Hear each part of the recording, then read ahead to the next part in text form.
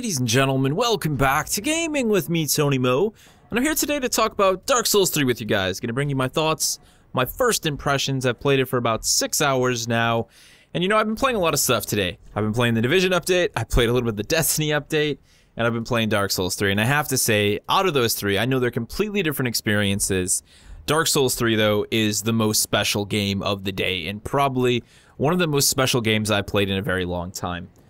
A lot of you know that my thought process going into Dark Souls 3 was that I wanted it to do one thing. I wanted it to make me feel the same way I did when I played my very first Souls game, which was the first Dark Souls.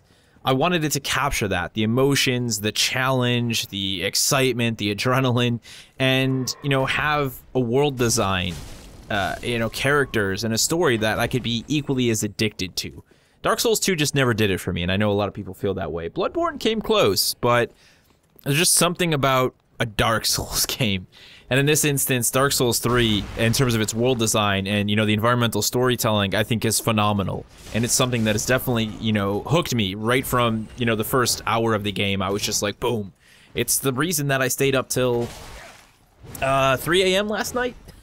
Just unable to put it down. I wanted to finish the first boss. I wanted to do this. I wanted to do that. Just absolutely hooked on the game. Obsessed. You guys are just seeing a little clip of footage from one of the new areas I've been exploring. I've been trying to keep it spoiler-free. I know that's a big thing for Souls fans, so for the most part, this is just mob killing. There's no boss fight or anything like that going on here. And there's one invasion, my very first invasion, which I actually won. I feel very proud of that, and I only used Estus once, which I know is kind of frowned upon by really hardcore PvP people, but whatever, the dude was trying to cast fireballs at me. I don't think he really knew what he was doing. I think he was just having a good time. I gave him a bow, and that was that. But let's talk a little bit more about why I'm so, like, hooked on Dark Souls 3. You know, there was a formula, I think, that Dark Souls and Bloodborne, I didn't play Demon Souls, but a lot of people tell me it nailed it. When I talk to friends who play Demon Souls, I try and portray to them why I liked Dark Souls and Bloodborne so much. And it's the idea of that masochism can exist in video games. Obviously it can. It does, and people love it. But I don't like the idea of masochism for the sake of masochism, which I've referred to Battletoads numerous times for that example. Battletoads was very much masochism for the sake of masochism at a certain point. On the other hand, you have, you know, my time with the first Dark Souls, which was, no doubt, there's some masochism there, but it's rewarded, and there are a lot of hooks, there are a lot of, you know, ways that the player is sort of entranced.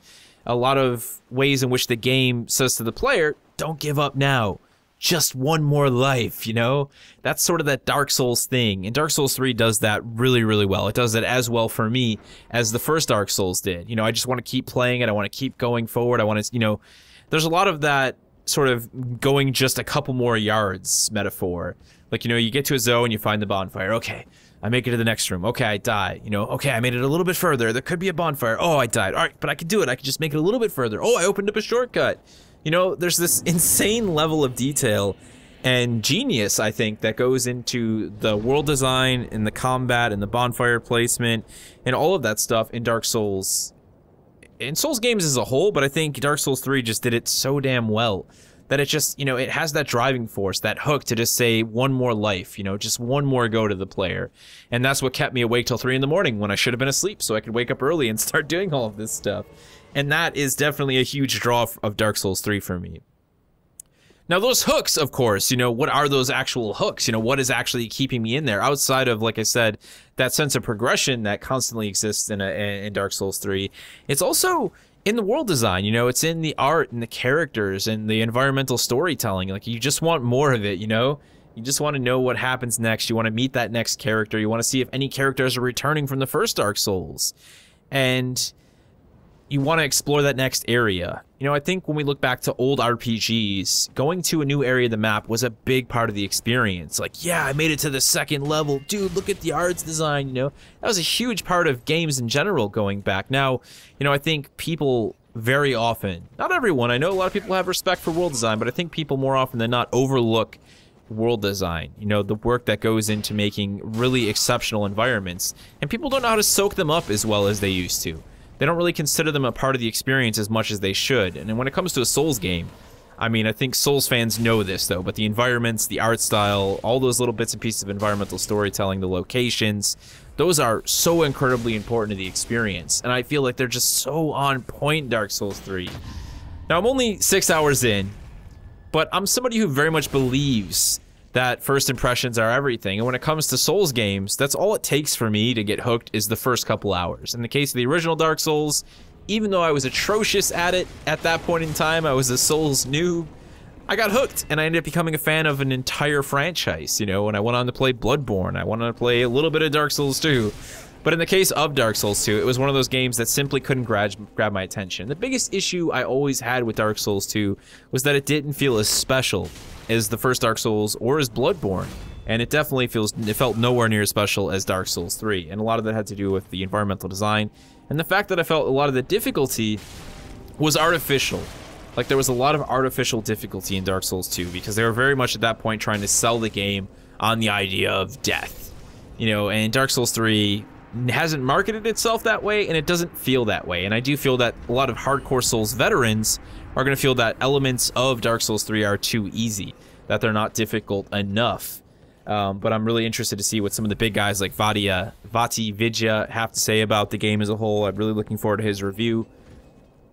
Because, you know, I consider myself a Souls fan, I really do, and I probably downplay my skills more than I need to, but I just see other people playing the game, and I've always kind of been, you know, the grasshopper, just looking on to the masters and learning from them when I was learning to play, you know, Dark Souls. So many people before me had already played Souls, and having not really grown up playing... I mean, I grew up playing, you know, Metroid and things of that nature, but these are completely new experiences. They felt so fresh and new. It's not like just jumping into another first-person shooter where I'm like, well, I grew up playing first-person shooters. You know, I always felt right at home. So I've always looked up to these other people, and I don't think I've ever taken the time to judge my own skills. I've always just accepted the fact that I'm not as good as other people, and I'm not as good as I know I can be. But that's always been a driving point for me as well, playing a Souls game. It's just knowing that I can constantly improve my skills, I can get better at my dodging and my, you know, my timing. I'm still atrocious when it comes to shield parries and and backstabs. That's something I've always been trying to work on and integrate, and I need to spend a few thousand deaths, I think, in one of the easier zones of Dark Souls 3, just practicing my shield parries until I'm finally confident enough to start pulling them off on some of the more hardcore enemies. But again, that's, you know, that's just a part of the Dark Souls experience. Like, if it can fit all these pieces of the puzzle together for me, then I'm hooked. You know, is the art there? Are the environments and the locations there? Are the enemies there? And I think that's something that has really blown me away, considering I've only been playing for about, like I said, 6 hours right now, I believe was the playtime when I logged out today. I've killed 2 bosses. I've met a handful of micro bosses and really unique, awesome little enemies. And that's one of the things I appreciate most. Dark Souls 2 for me felt way too copy and paste with the enemy types. There wasn't enough variety. I mean, I think the biggest thing Dark Souls 2 liked to do early game was to throw, you know, fireball guys at you. You know, the dudes who will throw the fire bombs at you, which was incredibly annoying. That exists in Dark Souls 3, and I don't mind those guys, but there just never felt like there was enough layers to the enemies that I was facing. It was a whole lot of the same enemy type. Now we've got enemy types that are based on their weapons that they're carrying. So much like Bloodborne, you know, we've got people with pickaxes that can really reach away at you. We've got heavy, giant hammer and great axe wielding guys who will, you know, sort of do straight down attacks. Some of the, like I said, those micro bosses, as I keep calling them, have, you know, the one dude throws giant pots at you, the other dude's got like giant saw blades they use for cutting down trees. And it's a lot of fun to learn the reads, you know, to have to read these enemies and develop the knowledge you need to defeat them.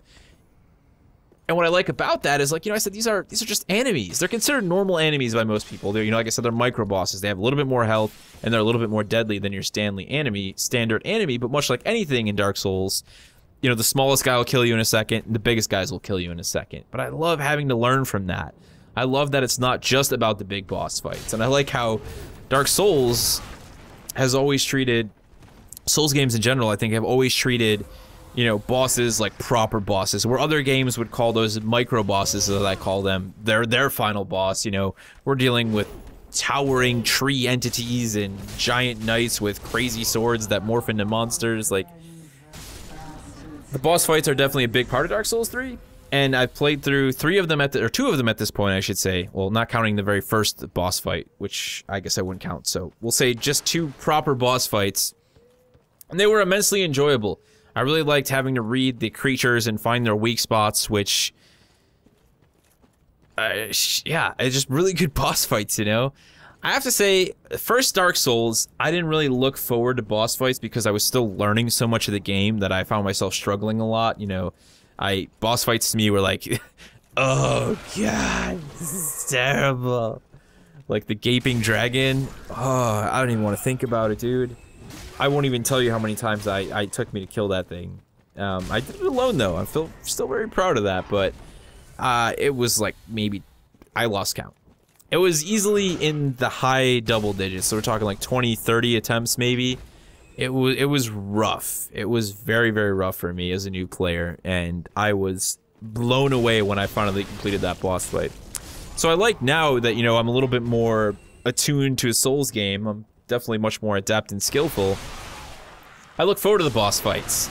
And I have to say, the first two boss fights alone were just absolutely heart-pumping for me at my current skill level.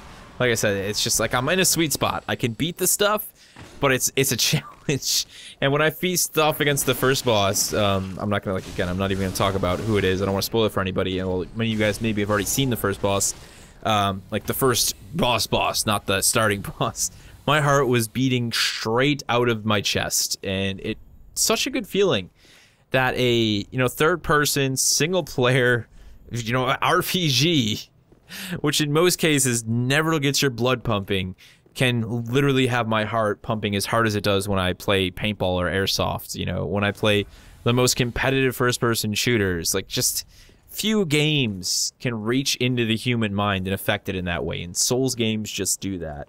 And I have to say, one of the things that has helped in the case of Dark Souls 3, I think far more than it did even in Bloodborne, is the sound design just feels much, much better. There's a lot of nuance and details to the combat to let you know when you're doing double damage in certain instances.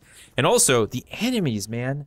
Some of the noises these enemies make, and the game really loves to overwhelm you as well, because there's a lot of, you know, sort of neutral enemies, I guess you could say. Creatures that you could kill, but they would never attack you. That's something that is big time in the start of the game. And they make an incredible amount of noise. They're super distracting, and they add layers to the combat and its difficulty. And they're also just spooky as hell.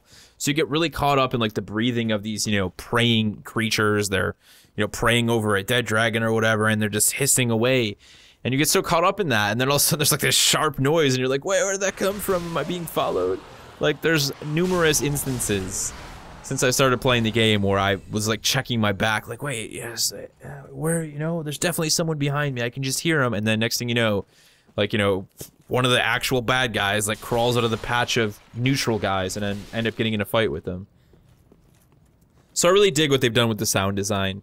I'm looking forward to moving forward. You know, I think this is the first time I feel like there's a really good sense of progression within the actual weapon system, you know, the, like, actual combat in your gear and your armor. Like, in past Souls games, for me, it was like, get the Drake Sword.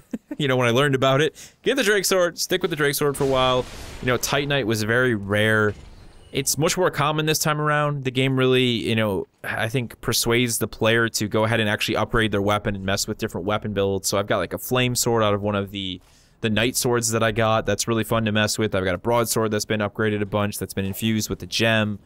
You know, really messing around with things that I wouldn't otherwise mess around with because I was so concerned that I would make the wrong decision, but I would never do the research because I just wanted to play the game blind, and I would end up sitting on all these resources. That was always the case for me when I was playing through Dark Souls, you know, for the second or third time. So that's something that it's nice to feel like I have more control over what I'm doing.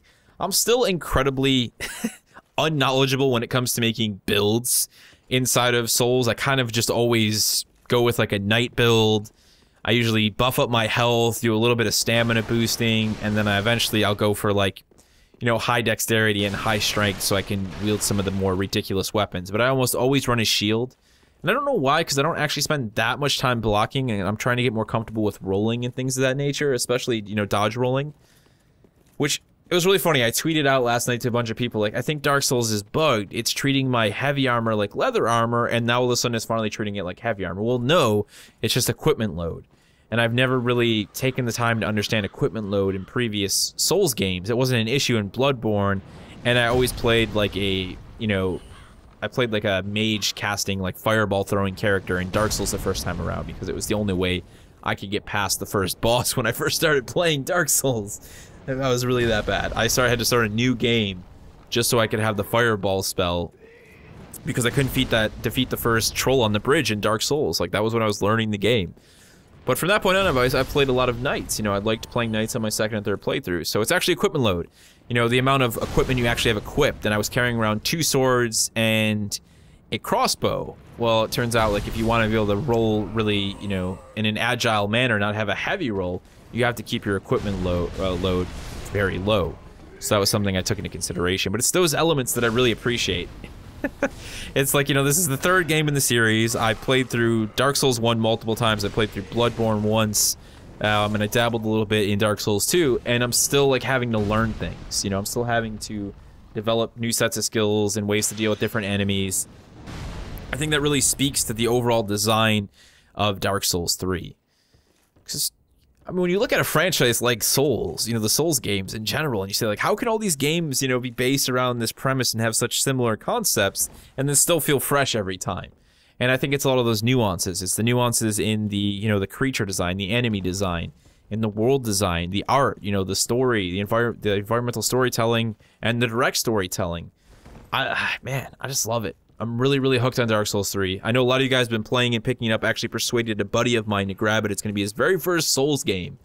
What is possibly the last Souls game is going to be his very first Souls game. And that feels kind of special and weird, all in one awesome way. Now, I don't really want to spend too much time talking about performance. I'm playing it on the PC. I wanted to hit 60 FPS. I've been able to play it at pretty much max settings, and it stays at 60, but it dips every now and then. When I'm recording, I tried to lower the settings, and it still won't go, like, and stay at 60. So there's definitely some performance issues that I'm having. I imagine if I had a slightly beefier GPU, it wouldn't really be a concern while I was recording. But I've never had a game see such a large frame rate drop while recording with, like, DX Story. I ended up trying to OBS. Some of the footage you guys are seeing isn't that great of quality because of that. But I figured, you know, I'll try and get the frame rate up at least a little bit in the recording, and it didn't work out. It's really odd, you know, because I have a really good recording setup. I've got an SSD just for recording. It's wicked fast. I see almost no frame drops in some of the most intensive games. But Souls, in that respect, Dark Souls 3, just in that respect, doesn't really bode too well.